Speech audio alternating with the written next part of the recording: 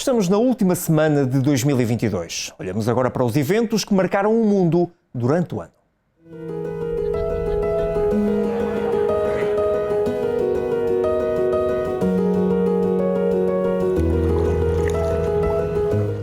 Olha lá, outra mulher ali. Ai, duas. Meu Deus do céu. 15 de fevereiro, Brasil, Petrópolis. As chuvas fortes deixaram a região debaixo de água, provocando o caos e a destruição.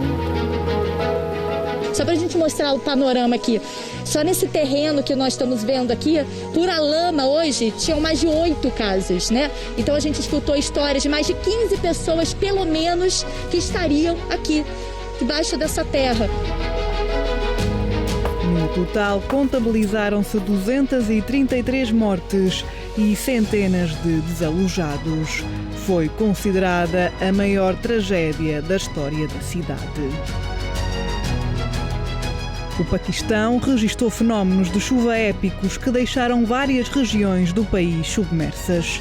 Chuvas de monção recordes e glaciares derretidos nas montanhas causaram uma das piores cheias alguma vez registadas no país, fazendo mais de 1.200 mortos, 6.000 feridos e provocando a destruição de 300.000 habitações. E se até aqui falámos de chuva, que dizer então dos incêndios? Cada vez mais fortes e indomáveis, dizimaram centenas de hectares em vários países. Espanha foi o país europeu mais afetado. Esta imagem de um homem a escapar das chamas correu o mundo. Acabaria por falecer dias mais tarde no hospital. Incêndios que coincidiram com uma vaga de calor extremo na Europa, acompanhada de uma seca severa. Os caudais dos rios baixaram para mínimos históricos, deixando terra a descoberto. Os termómetros subiram e muito. O Reino Unido registrou ontem a noite mais quente de que há registro. Hoje esperam-se novos recordes, com os termómetros a poder chegar aos 41 graus. Fenómenos cada vez mais extremos que muitos atribuem às alterações climáticas, tema que foi debatido em novembro no Egito, na COP27. Enfrentamos a luta das nossas vidas e estamos a perder. As emissões de gases de estufa continuam a aumentar, as temperaturas continuam a subir e o nosso planeta aproxima-se rapidamente de pontos de ruptura que tornarão o caos climático irreversível. No campo dos fenómenos extremos, não podemos esquecer todas as vezes que a Terra treme. Dos vários episódios sísmicos verificados este ano, o destaque pela sua dimensão trágica vai para o Afeganistão, onde o abalo em junho matou mais de 1.000 pessoas e fez cerca de 1.500 feridos. Na Indonésia, o terremoto a 21 de novembro na cidade de Cianjur superou as 600 vítimas mortais. Das tragédias consumadas pela natureza para aquelas que são provocadas pelo homem. Este ano essas também aconteceram, com contornos especialmente arrepiantes. Pelo menos 21 pessoas, a larga maioria crianças, morreram na sequência de um tiroteio numa escola primária nos Estados Unidos. A 24 de maio, Salvador Ramos, de 18 anos, abriu fogo no interior da escola primária Robb, em Uvalde, no estado do Texas. O atirador, que antes de entrar na escola baleou a própria avó, morreu na sequência de uma troca de tiros com a polícia. Salvador Ramos utilizou uma pistola e uma espingarda semiautomática para o ataque, adquiridas pelo próprio quando fez 18 anos. Um caso que vem despoltar novamente a discussão sobre o controle de armas nos Estados Unidos. Como nação, temos de perguntar: quando, em nome de Deus, iremos enfrentar o lobby das armas? Semanas depois, no dia da independência dos Estados Unidos, a 4 de julho, e em plena celebração, um homem disparou de forma indiscriminada sobre a multidão que participava num desfile em Highland Park, no estado do Illinois. 7 pessoas morreram. No decorrer do ano, Joe Biden promulgou uma lei bipartidária restritiva do acesso a armas de fogo no país, o documento mais significativo no controle de armas em 3 décadas.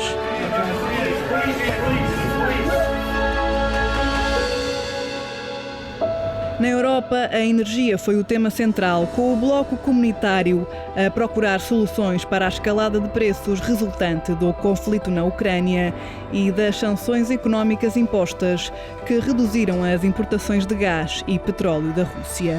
A Comissão Europeia anunciou várias medidas, incentivando os Estados-membros a poupar energia de forma a assegurar as necessidades energéticas de inverno e a apostar em energias limpas e renováveis. No campo da política internacional, foram várias as mexidas durante o ano de 2022. Em França, Emmanuel Macron conseguiu a reeleição, ainda que com números mais apertados para a principal adversária, Marine Le Pen. A extrema-direita ameaçou em França, mas em Itália chegou mesmo ao poder. O Partido Irmãos de Itália, liderado por Giorgia Meloni, venceu as eleições antecipadas italianas, depois da demissão de Mário Draghi do cargo de primeiro-ministro. No Médio Oriente, Benjamin Netanyahu regressou com estrondo ao topo da hierarquia política israelita, vencendo as eleições legislativas de novembro, apoiado por uma coligação com os partidos ultra-ortodoxos e de extrema-direita. Em Angola, João Lourenço voltou a vencer as eleições, apesar dos protestos do maior partido da oposição, que chegou a reclamar vitória. Lula da Silva vai regressar à presidência do Brasil ao fim de 12 anos. Depois de uma campanha que dividiu o país, Jair Bolsonaro falhou a reeleição e o líder do PT regressou ao Palácio do Planalto. Eu me considero um cidadão que teve um processo de ressurreição na política brasileira, porque tentaram me enterrar vivo e eu estou aqui. O caminhoneiro falou que ia parar. Um resultado que não agradou a muitos brasileiros que se revoltaram e fizeram vários protestos. E se o tema é política, não poderia faltar o Reino Unido, uma vez mais campeão das polémicas internas e demissões. Assombrado pelo escândalo Partygate, Boris Johnson foi somando polémica atrás de polémica. Uma debandada política assolou o executivo do primeiro-ministro, com dezenas de demissões que não lhe deixaram outra hipótese que não a saída. And hasta la vista, baby. Thank you. Após algumas semanas de campanha, o lugar de líder do Partido Conservador e primeiro-ministro britânico é entregue a Liz Truss. Da ala mais à direita do partido, Truss chegou com um programa económico e financeiro ambicioso, alavancado por cortes fiscais. Talvez ambicioso demais, com o anúncio das primeiras medidas a causarem um tumulto financeiro e uma queda abrupta do valor da libra esterlina. 6 semanas após assumir a liderança dos destinos britânicos, Liz Truss é forçada a abandonar o cargo, tornando-se num mandato mais curto da história do Reino Unido. Reconheço que, dada a situação, não poderei cumprir o mandato para o qual fui eleita pelo Partido Conservador. Rishi Sunak é então o nome apontado para suceder a Truss. Milionário mais moderado torna-se no novo primeiro-ministro britânico, apesar dos apelos da oposição para a realização de eleições antecipadas.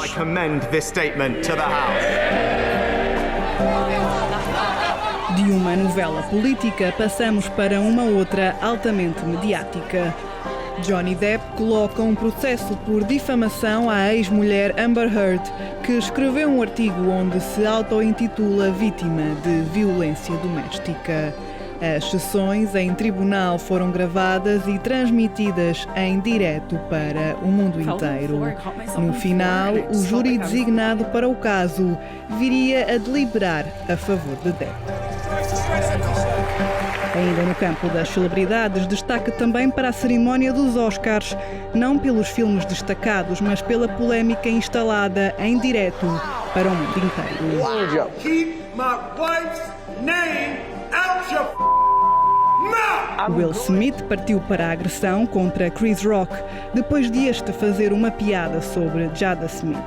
Um gesto polémico que reabriu a discussão sobre os eventuais limites do humor assunto amplamente comentado nas redes sociais, incluindo o Twitter, que protagonizou o negócio do ano. Elon Musk comprou a rede social por 44 mil milhões de dólares.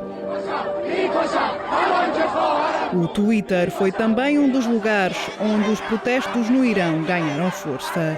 Uma ira desgovernada incendiou o país depois da morte de Mahsa Amini, uma jovem iraniana de 22 anos que morreu depois de ter sido detida pela chamada Polícia da Moralidade. Perante os protestos, a polícia reagiu com força desmedida, com os confrontos a gerarem dezenas de mortes. O ano que agora termina foi também feito de despedidas. Morreu José Eduardo dos Santos. O ex-presidente angolano tinha 79 anos e estava nos cuidados intensivos há 2 semanas, em Barcelona. 2022 fica marcado pela partida de personalidades como Olivia Newton-John, Ray Liotta, Robbie Coltrane, Irene Cara, Angela Lansbury, Andrew Fletcher, Meat Loaf, Jô Soares, Gal Costa e outros que marcaram as artes e o mundo do espetáculo. Quando se esquece de mim, lembra da canção. Mas não poderíamos terminar esta revista do ano sem um dos seus acontecimentos principais. A 8 de setembro, os alarmes começaram a soar para a debilidade da saúde de Isabel II. Apesar dos apelos de uma nação, o pior seria confirmado e anunciado pelas 18h30. A rainha dos britânicos falecia após 70 anos no trono. Tinha comemorado o jubileu de platina em junho, a primeira monarca britânica a fazê-lo. Faleceu 2 meses depois, aos 96 anos. Um país inteiro ficou de luto, prestando longas e sentidas homenagens por uma vida inteira de serviço público. O funeral de Estado da rainha foi assistido por milhões de pessoas em todo o mundo. Carlos III foi nomeado rei, aceitando os mesmos desígnios da mãe. O mundo despediu-se de um dos últimos e maiores símbolos da monarquia e por isso 2022 ficará para sempre marcado nos livros de história.